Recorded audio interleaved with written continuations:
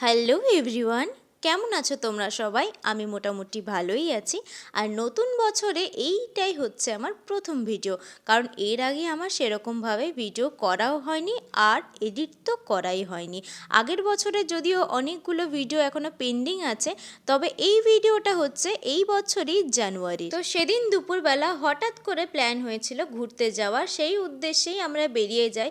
আর তোমরা যারা আসানসোল বা রানীগঞ্জের আশেপাশে থাকো তাদের তো নিশ্চয়ই বুঝতে অসুবিধা হচ্ছে না যে এটা কোন মন্দির। হ্যাঁ হ্যাঁ, তোমরা ঠিকই ধরেছো, এটা হচ্ছে রানীগঞ্জের শ্যাম মন্দির, যেটা প্রায় 1 বছর আগেই ওপেনিং হয়ে গেছে।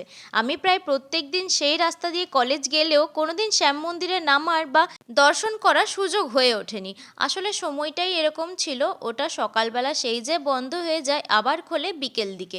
তো আমি সকালে কলেজ গিয়ে তো দুপুরবেলা বাড়ি ফিরে যেতাম, তাই আমার আর সেই মন্দিরে যাওয়া হয়ে ওঠেনি। যাওয়ার ইচ্ছে তো ছিল অনেক দিনের। আসলে আমরা প্রত্যেক দিন মন্দিরটাকে একটু একটু করে তৈরি হতে দেখেছি। যখন থেকে আমরা কলেজ যাওয়া শুরু করেছি প্রায় তখন থেকেই মন্দিরটির নির্মাণ কাজ শুরু হয়েছে।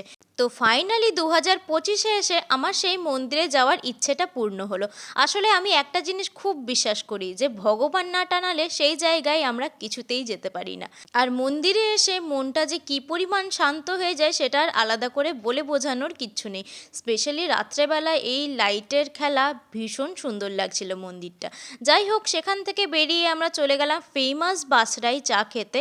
এর আগে যতবার আমি বাসরাই চা খেয়েছি, চা আমার ভীষণ ভালো লেগেছে, কিন্তু আনফর্চুনেটলি এবারের চাটা আমার অতীব জঘন্য লেগেছিল। তার কারণটা হতে পারে মালাই, কারণ আমি দুধের স্বর একদমই পছন্দ করি না।